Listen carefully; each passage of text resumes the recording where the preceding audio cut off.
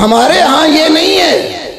ہمیں پتہ چل جائے کہ اللہ کے نبی کی حدیث ہے، اس کے مقابلے میں ہمارا کوئی عالم ہو، مفتی ہو، مجتہد ہو، مفسر ہو، محدث ہو، خطیب ہو، واعظ ہو، باپ ہو، دادا ہو، خاندان ہو، کنبہ قبیلہ برادری ہو، سب نیچے ہیں، اور محمد کریم صلی اللہ علیہ وسلم کی جیسے ذات ہم ان سب سے اونچی مانتے ہیں، آپ کی بات اور آپ کا ارشاد بھی سب سے اونچا رکھتے ہیں۔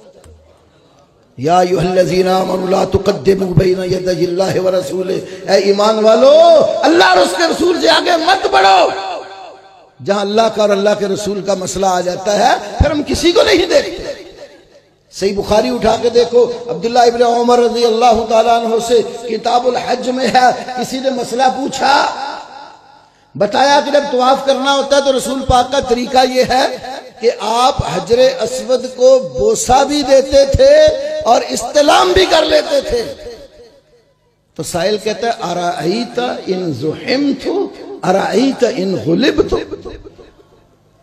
آپ کا کیا خیال ہے، آپ بتائیں اگر ازدحام ہو، رش ہو، میں مغلوب ہو جاؤں تو پھر کیا کروں؟ انہوں نے تو رسول پاک کا طریقہ بتایا تھا، تو فرمایا اجعل ارائیت بالیمن، یمن سے آیا تھا نا، فرمایا یہ ارائیت اپنی یمن میں رکھ کے۔ اللہ کے نبی کو میں نے دیکھا، آپ نے بوسہ بھی دیا، آپ نے استلام بھی کیا، جب نبی پاک کا طریقہ بتایا تو اس کے مقابلے میں تیرا ارائیت، تیرا کہ یہ کہنا آپ کا کیا خیال ہے، اس کی کوئی ویلیو نہیں ہے۔ اسی لئے امام شافعی رحمت اللہ علیہ کے مناقب میں امام ابن ابی حاتم رازی نے نقل کیا، علامہ سیوطی نے مفتاح الجنہ میں لکھا، ان سے کسی نے مسئلہ پوچھا،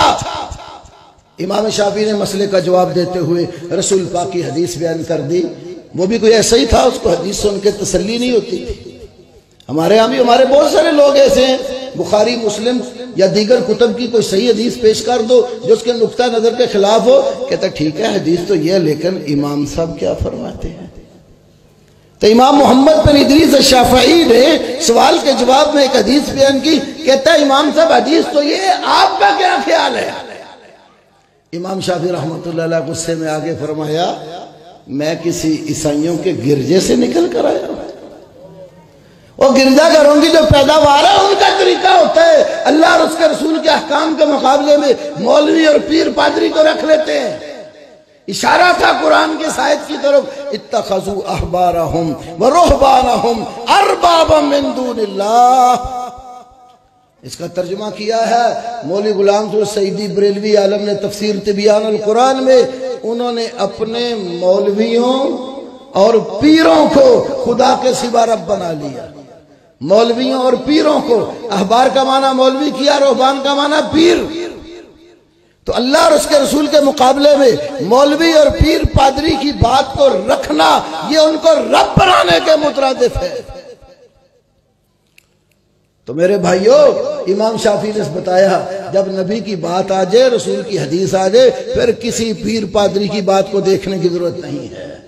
یہ اہل حدیث کا طریقہ ہے، اہل حدیث کا راستہ یہ ہے کہ اللہ اور اس کے رسول کی بات کے ہوتے ہوئے کسی کی بات کی طرف توجہ نہیں کرتے۔ عبداللہ ابن عمر سے ہی امام احمد ابن حنبل کی مسند میں ہے، انہوں نے ایک حدیث بیان کی، لا تمنعوا اماء اللہ مساجدہ، اللہ کے نبی نے فرمایا لوگوں اللہ کی بندیوں کو مسجدوں میں آنے سے مت روکو۔ ان کا بیٹا بلال، اور ایک روایت میں آتا ہے صالح، بیٹے نے کہا ابا جان حالات ٹھیک نہیں ہے، اب میں اپنی بیوی کو مسجد میں جا کر نماز پڑھنے کی اجازت نہیں دوں گا۔ فرمایا احدثک عن رسول اللہ صلی اللہ علیہ وسلم تقول ھذا، میں تمہیں رسول اللہ کی حدیث بیان کر رہا ہوں اور تو اس کے بارے میں مقابلے میں یہ کہتا ہے۔ بیٹے سے ناراض ہو گئے اور مرتے دم تک پھر بیٹے سے بات نہیں کی، جسے معلوم ہوتا ہے بات اس لیے نہیں کی کہ میں اس کو نبی کی حدیث بیان کر رہا ہوں، یہ نبی کی حدیث کے ہوتے ہوئے کہتا ہے میں نہیں جانے دوں گا۔ کہاں پیغمبر کا فرمان اور کہاں کسی کی، میں صحابی کے بیٹے کی بات جب نبی کی بات کے مقابلے میں آئی قابل احتجاج نہیں ہے، تو کسی امام مفتی مجتہد کی بات رسول کی بات کے مقابلے میں کیا اتھارٹی اور حیثیت رکھتی؟ تو اہل حدیث کہتے ہیں اطیعوا اللہ و اطیعوا الرسول، اللہ کی بات مانو اور اللہ کے رسول کی بات مانو۔